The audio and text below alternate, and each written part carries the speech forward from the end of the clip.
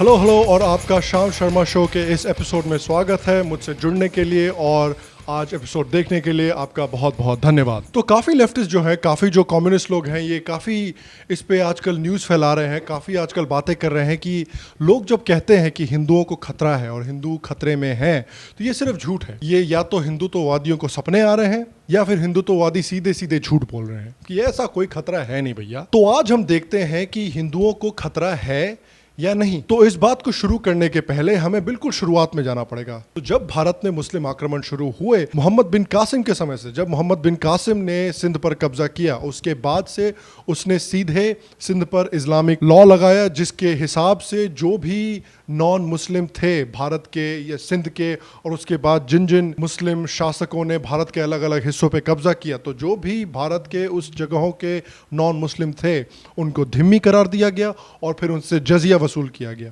या तो ज़बरदस्ती उनको कन्वर्ट किया गया या फिर अगर जीना है तो जजिया देना शुरू करो। एक इतिहासकार हैं के.एस. लाल, उन्होंने अपनी एक किताब है theory and practice of Muslim state in India, जिसमें उन्होंने कहा है कि 1000 एडी और 1500 एडी के बीच में भारत का जो पॉपुलेशन था वो 200 मिलियन से घट के 170 मिलियन तक हो गया था।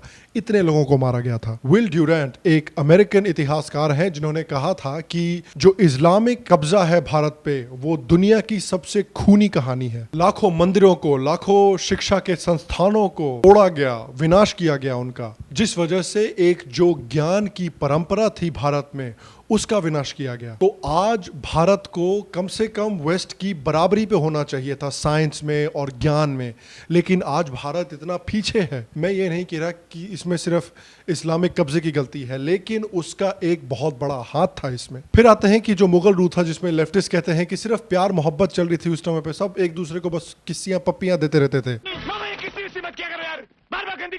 उसमें भी बाबरनामा जो है, तुज़ूक बाबरी जो है, उसमें भी कहते हैं कि बाबर ने किस तरह से लाखों करोड़ों हिंदुओं को मारा था। उसके बाद से भी उसके बेटे ने, अकबर ने, जहांगीर, शाहजहां, औरंगजेब, सब ने हिंदुओं के खिलाफ अभियान किए, हिंदू राजाओं के खिलाफ अभियान किए। औरंगजेब ने कितने लाखों मंदिर तोड़े, कितने लोगों की जान ली, और औरंगजेब ने तो वापस जजिया भी लगा दिया था हिंदुओं पे। काफ़ी लोग हैं जो अपने बच्चों के नाम रखते हैं मोहम्मद बिन कासिम, जो अपने बच्चों के नाम रखते हैं बाबर, जो अपने बच्चों के नाम रखते हैं तैमूर। फिर आते हैं पाकिस्तान में। तो पाकिस्तान में हमने देखा है किस तरह से जो 100% हिंदू हुआ करता था पाकिस्तान, उसमें मुश्किल से 1% से ऊपर रह गए हिंदू। किस तरह से जबरदस्ती कन्वर्ट किया गया है लोगों को, किस तरह से मारा गया है लोगों को, किस तरह से भगाया गया है लोगों को, किस तरह से आज भी हिंदू और सिखों के साथ उत्पीड़न हो रहा है कि उनको पाकिस्तान छोड़ के भागना पड़ रहा है। हिंदू लड़कियों को और सिख लड़कियों को किडनैप किया जाता है, उनके साथ बलात्कार किया जाता है, फिर उनकी एक शादी एक उम्र दराज मुस्लिम से करा दी जाती है, और किस तरह से फिर उसको जबरदस्ती इस्लाम में तब्दील किया जाता है। और ना पुलिस उनकी मदद करती है, ना कोर्ट मदद करती है, कोई उनकी मदद नहीं करती। तो उनके पास कोई और चारा नहीं रह गया है पाकिस्तान छोड़ के भागने के अलावा। सस्टेनेबल डेवलपमेंट पॉलिसी इंस्टीट्यूट है इस्लामाबाद की, उसने पाकिस्तान के करिकुलम का जो बच्चों को पढ़ाया जाता है स्कूल में, कॉलेजेस में, उसका एक जायजा लिया और उससे फिर कहा कि एक चीज बिल्कुल साफ हो जाती है, पढ़ाया ये जा रहा है कि पाकिस्तान सिर्फ और सिर्फ मुसलमानों के लिए है। इस्लामियत जो है वो सारे छात्रों को पढ़ाई जाएगी, उनका धर्म जो भी हो।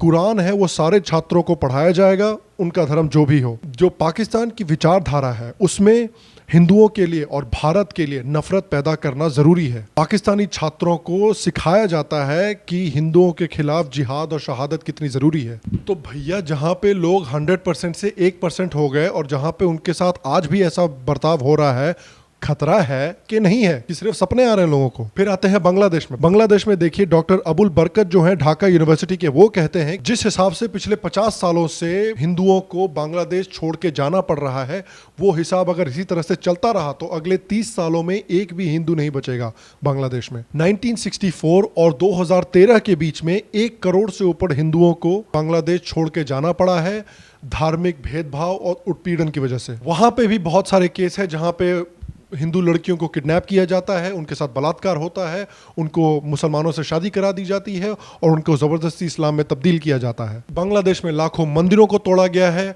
और मंदिरों के अंदर जाके जो मूर्तियां हैं, लाखों मूर्तियों को भी तोड़ा गया है। एक मस्जिद पे हल्का सा कोई छींक भी दे या थूक भी दे तो हिंदुस्तान में कहते हैं कि मुसलमान खतरे में है। और यहाँ पाकिस्तान में, बांग्लादेश में लाखों लाख मंदिरों को तोड़ा गया है, मूर्तियों को तोड़ा गया है और हिंदू खतरे में नहीं है। वाह भैया, ये बढ़िया है। आज़ादी के समय पे वेस्ट बंगाल का जो मुस्लिम पॉपुलेशन था वो 12% था और बांग्लादेश का जो हिंदू पॉपुलेशन था वो 30% था। आज गैर कानूनी मुस्लिम इमिग्रेशन की वजह से, ज़बरदस्ती जो लोगों को कन्वर्ट किया है उसकी वजह से, और जिन हिंदुओं को वेस्ट बंगाल छोड़ के अपने घर छोड़ के भागना पड़ा है उस वजह से वेस्ट बंगाल का मुस्लिम पॉपुलेशन आज 12% से बढ़ के 30% हो गया है। और उसी समय पे बांग्लादेश का जो हिंदू पॉपुलेशन है वो 30% से घट के 8% के आसपास हो गया है। फिर 1951 से लेके 2001 तक में जो ग्रोथ है मुस्लिम पॉपुलेशन की वेस्ट बंगाल में वो 311% से बढ़ी है और बांग्लादेश की जो मुस्लिम पॉपुलेशन है वो 244% से बढ़ी है। तो वेस्ट बंगाल की जो मुस्लिम पॉपुलेशन है वो बांग्लादेश की मुस्लिम पॉपुलेशन से भी तेजी से बढ़ रही है और बांग्लादेश की हिंदू पॉपुलेशन सिर्फ 23% से बढ़ी है और हिंदुओं का जो ग्रोथ रेट है वेस्ट बंगाल में वो 198% से बढ़ा है। तो मुस्लिम्स की जो ग्रोथ रेट है वो हिंदुओं की ग्रोथ रेट से ऑलमोस्ट दुगनी है वेस्ट बंगाल में। और ये इसके बावजूद कि इतने लाखों हिंदू बांग्लादेश छोड़ के वेस्ट बंगाल आए हैं, इसके बावजूद हिंदुओं का जो ग्रोथ रेट है वो मुसलमानों से कम है।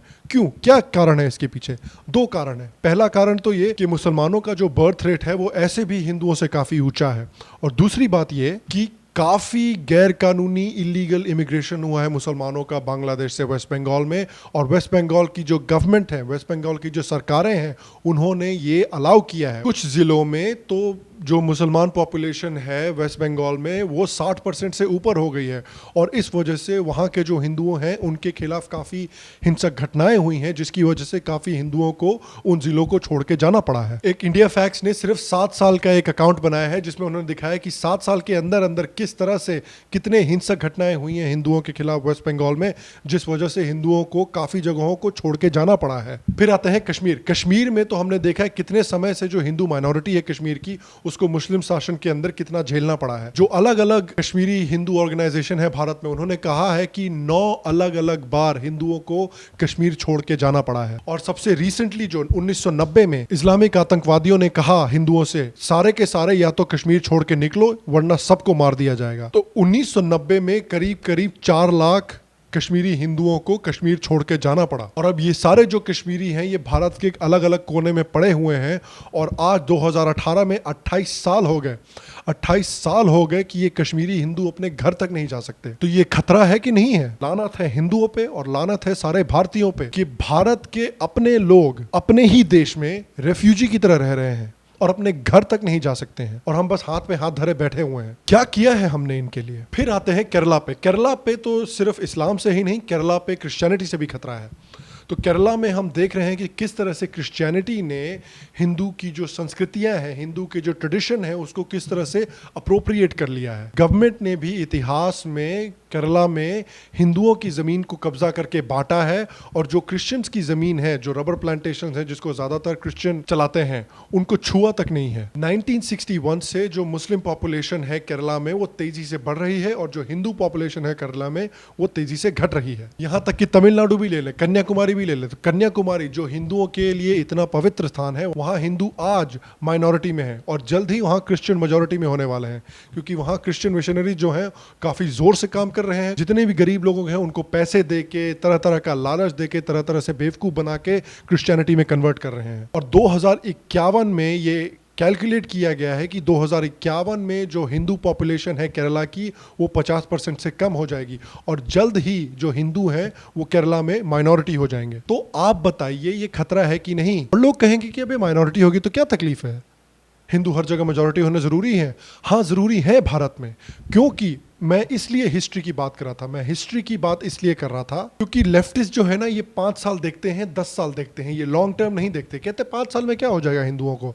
लेकिन मैं हिस्ट्री की बात इसलिए कर रहा था क्योंकि इसको 500-600 साल के लेंस से देखना ज़रूरी है। ज़रूरी इसलिए है कि आप देखिए पाकिस्तान में, बांग्लादेश में जहाँ भी हिंदू माइनॉरिटी हो गए फिर उसके बाद उनका क्या बुरा हश्र हुआ है। पाकिस्तान में देखिए हिंदुओं की हालत, बांग्लादेश में देखिए हिंदुओं की हालत, और जैसे ही हिंदू केरला में माइनॉरिटी हो जाएंगे आप उनका हश्र देखिए। फिर उसके बाद कश्मीर में देख लीजिए हिंदू माइनॉरिटी है, क्या हश्र हुआ है उनका।